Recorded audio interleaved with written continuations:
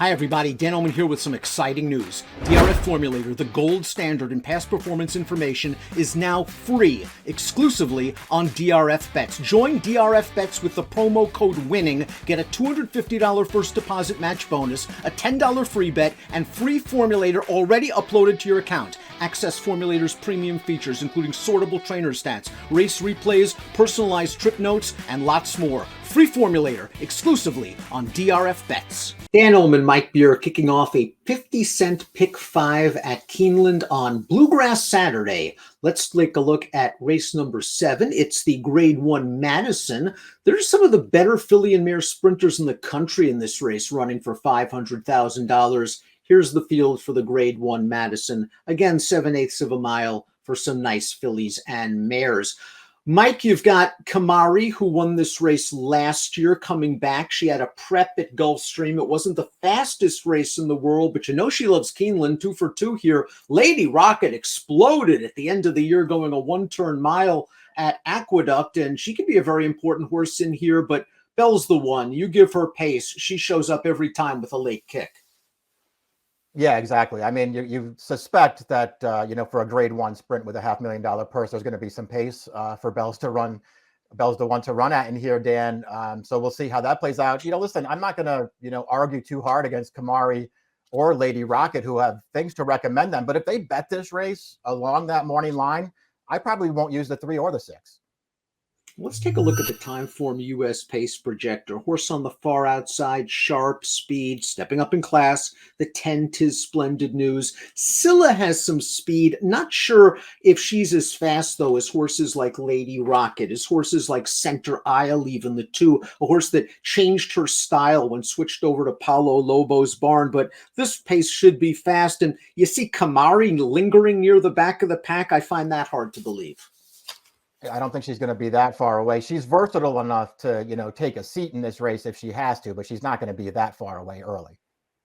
Let's start things off with Cilla, the number 1. She's a Louisiana bred. She's won half of her 14 lifetime starts, but she's not just a Louisiana bred. You go back to her race 5 starts back, she pulled off a big upset in the Grade 2 Prioress at Saratoga. Now, the Prioress not as strong a race as this Saturday's Madison, but she could do it, and she's got tactical speed, and she's coming into this race sharp. Let's watch her win back in February against Louisiana bred competition. This race is at 5/8 of a mile. She wins like a 1 to 5 shot should.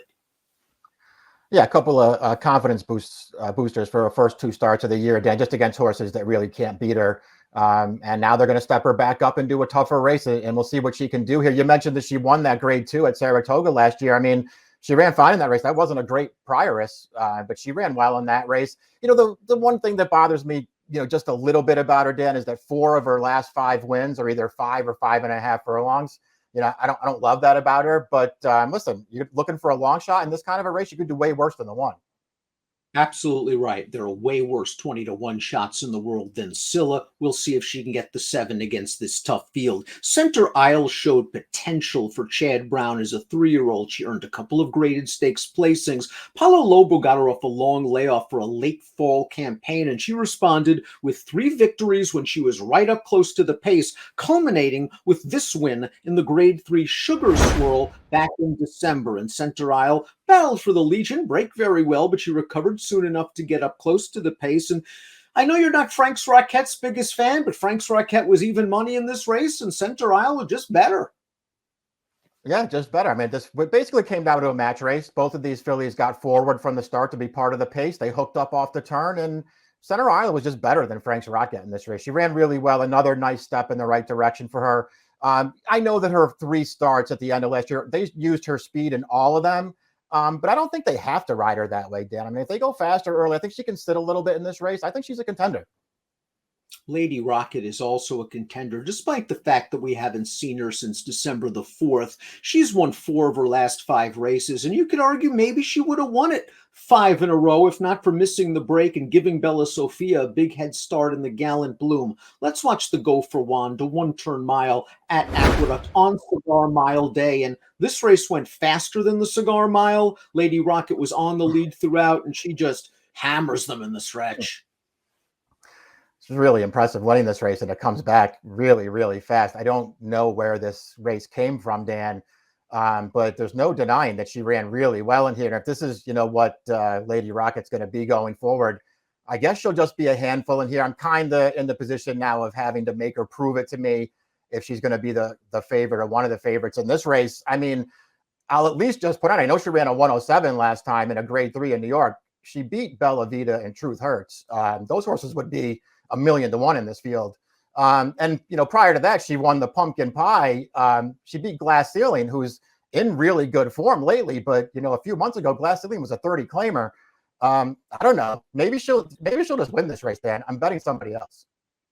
I tend to agree with you, and I agree with the point you made. I want to see it again. I think she's a major contender. I think she's going to be in my top 4 picks. But if she goes off at 2-1, this field is so deep that you could probably find somebody else. Just One Time might be that somebody else. She's also trained by Brad Cox. She's won 5 of 6. The only loss came on a synthetic surface, and she passed the graded stakes test first time for Brad at Gulfstream in this race, the grade 2 inside information. This was a race where you see Joel Rosario keep her on the outside. There was some pace in here, and she's just going to run by them. She really likes 7 furlongs, and the third place finisher, the speedy Jakarta, would come back to run second in the grade 3 Fritchie with a 94. More of a workman like win for Just One Time, but the lightly raced 4-year-old has upside.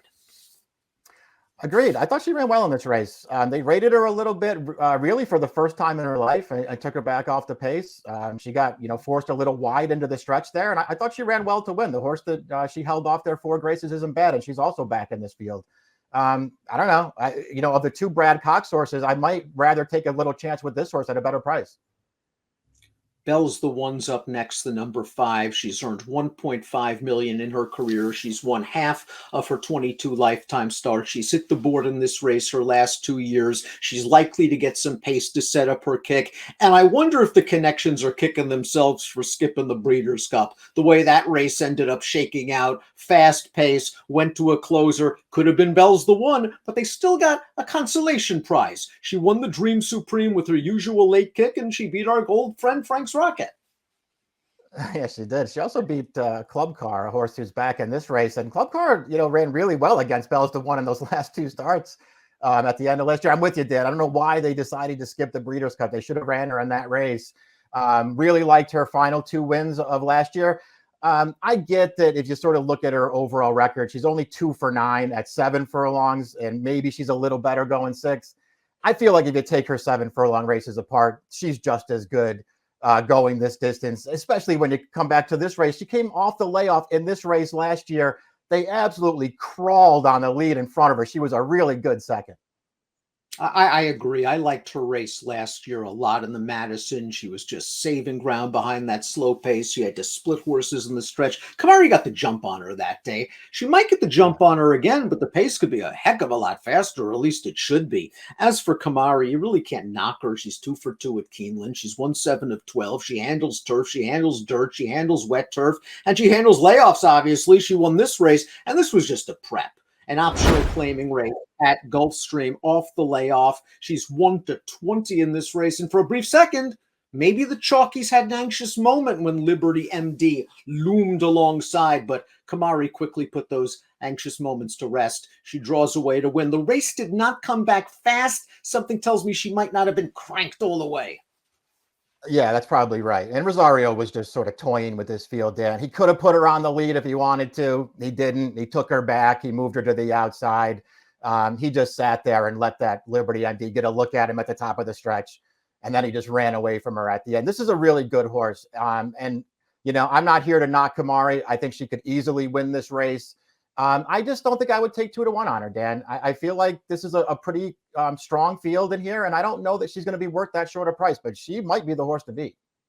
Let me play devil's advocate for a moment. She won the Madison last year. She was on her way to perhaps challenging Gamine as the top filly and mare sprint horse in the country. She disappears. She shows up in the Breeders' Cup. She shows up in the turf sprint. Now, we know she handles the turf. So that's a stiff 5/8 off a long layoff. And then she shows up in that optional claiming race. Is there a chance she's not as good? Yeah, I mean, absolutely, there's that chance. I just don't feel like I would make that argument based off of her last two starts because, again, when you go back and watch that Gulfstream race, they were clearly just prepping her there. I mean, it was like a workout in public in front of the fans there. And I thought she looked pretty good winning. So I'm not here to knock this horse. I just feel like, taking 2-1, I don't think I would do that. I'm a fan of the 7-4 Graces, and I wonder if she's slowly racing herself back into shape. This is going to be her fourth start since last spring. Let's watch her most recent effort. She was the beaten favorite in the graded Hurricane Bertie at Gulfstream Park, an obligatory, a very nice filly, beat 4 Graces on this day. And what I was surprised about the most is that obligatory kind of got the jump. Maybe she got a better trip, just splitting horses. 4 Graces was wide, and I think that wide trip hurt her. Yeah, more of a heads-up ride there on Obligatory, who, Julian Leparoux made the early run there to get this horse into contention. And Obligatory is a nice horse anyway. I wasn't going to hold this race against 4 Graces. I thought she ran okay, 2 back in that inside information. Just one time probably ran better than she did. But I thought she ran fine in that race. She's got to, find a way to get back to, her top race, Dan. But if she does that, she can contend here. And that top race did come at Keeneland. It was in the Beaumont over the Beard course at about 7 furlongs against straight 3-year-olds. She hasn't run that fast race yet, but I still think she might have it in her given the right trip. Club Car, we mentioned. Club Car is as honest as the day is long. She's got, 20 top 3 efforts out of 24 starts. You look at her PPs, though, and you wonder, does Bell's the One have her number? Yeah, she probably does. You can't, I don't think you could go back and watch either the TCA or the Dream Supreme and necessarily give Club Car a big excuse. Although when you go back and look at that TCA, Dan, this horse did lose position and somehow wound up behind Bell's the One in the stretch and then made a really big run at her at the end there to just miss. So I thought she ran well that day. Thought she came right back and ran well again in the Dream Supreme. She's probably going to need to catch a break if she's going to beat Bell's the One this time, but that's not out of the realm. I'm going to use this horse at a price. The 9 Kalypso, one of the Baffert transfers, now winds up in the Steve Asmussen barn. I have to admit, I was never a big fan of Kalypso. Hey, she won the La Brea going 7 furlongs last year. And then in the Santa Monica, her first start of the year, she caught a very, very tough field. Merneath just freaked that day. CC would come back to win a graded stakes race going 2 turns at Oaklawn. Kalypso, I guess, ran just fine. And the buyer, 94, was nice to finally see her run a fast race. Yeah, she finally got a figure last time, although she was just never a real factor in that race. I'm with you. I never really liked this horse, and I know she won the Grade 1 La Brea. I hated that race last year. I thought that was a terrible field. I didn't want to bet this horse. 'Tis Splendid news really exploded for Wesley Ward last time out. It was her first race of the year. She went synthetic to dirt, and we're going to watch that performance right now. She was 6-1. In the entry-level allowance heat, she went right to the lead, and she's just too much for this field. She earned an 88 Beyer speed figure. It was her best by far. It's quite possible that she still has some more improvement, and maybe, just maybe, she is the speed of the speed as Kimari's uncoupled stablemate. Yeah, I thought this horse was going to be on the lead in this race. Really impressive winning that start, Dan. She's done very little dirt sprinting in her career. Maybe that's what she's been waiting for her whole life. She absolutely galloped last time and got a little bit of a figure for it. And the other dirt sprint in her career, she faced off with Caribbean Caper, who's undefeated, likely to come back also in the spring. So she caught a good field that day and was far from disgraced. Top pick time for the Madison. I think it's very interesting that you picked Bell's the One in here, and I have her off my top 4, and I have some buyer's remorse on that. Kimari is my top pick. You have her off the top 4. Yeah, that's mostly just based on price, though. I just don't want, if they bet it along the morning line, Dan, I just don't want the 2 favorites in this race because I think the race is more wide open than that. I won't be surprised when Kimari and Lady Rocket won 1-2, but I'm not betting either one of them. I'll take Bell's the One. I am concerned that this is a tougher field, even with Bell's the One, just with the other horses in there than Kimari beat last year. I'm curious to see what we get from Center Isle. I see you have her in 3rd. I wonder if she's just finally reaching the potential. She cost a lot of money as a yearling. It took her a while to get to the races, and I think she's going to run well fresh here for Lobo and Luis Saez. 5827 for Mike, 63210 for me. We kick off a 50-cent pick 5 on Bluegrass Saturday at Keeneland. Good luck.